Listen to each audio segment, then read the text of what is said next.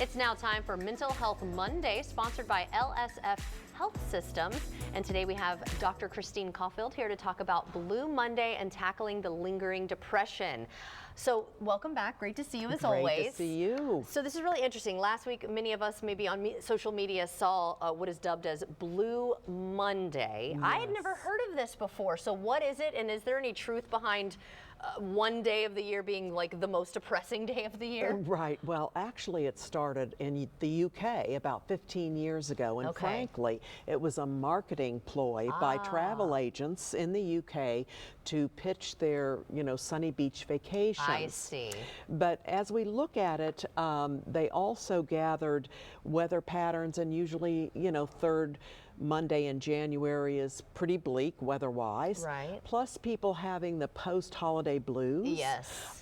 They might be struggling with financial debt. That too, yeah. Yeah, due to the holidays, and just this overall malaise of not having their resolutions met. That too. So, it's like all kind of compiling, right? Yes, it so really is. Our seasonal affective disorder, and are you seeing higher spikes in that, I guess, around this time as well? Yes, you can.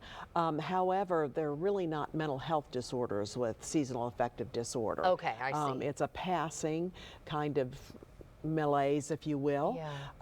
But we see at LSF Health Systems a lot of people talking, speaking of malaise, of how they're feeling post-pandemic. They really haven't snapped back, and still feeling very anxious and depressed. Okay, so what are you able to do to help us get out of this? Yes, well, the stats aren't very promising, but we're working on it. Okay. In fact, a recent study in the U.S. showed that this year 29% of Americans have been diagnosed with clinical depression, and that's 10 percentage points more than it was pre-pandemic. So we're still feeling the effects, and we need to be very mindful of our friends, our family, and ourselves if we're really still experiencing depressive episodes. Yeah, because we're 4 years past the quarantine, or March will be 4 years, which is crazy to me, but people are still dealing, that's a good point. Like definitely. We're not totally back to normal, some of us anyway. So what advice do you have for friends, family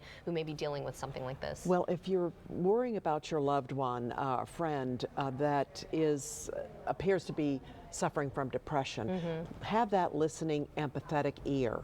Know that they are truly struggling, and offer to take things off their plate. For example, if they have some chores that are just overwhelming for them, step in and help them.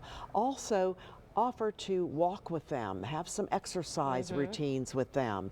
And if you're still concerned you don't see any improvement, then help them seek professional help. Right, kind of maybe plant that seed. So let's plant the seed of LSF Health Systems, right? Where can they go and get more information? Where can we tell people to go? Absolutely. You can call our Access to Care line, which is manned by our clinical team 24/7. It's 877-229-9098.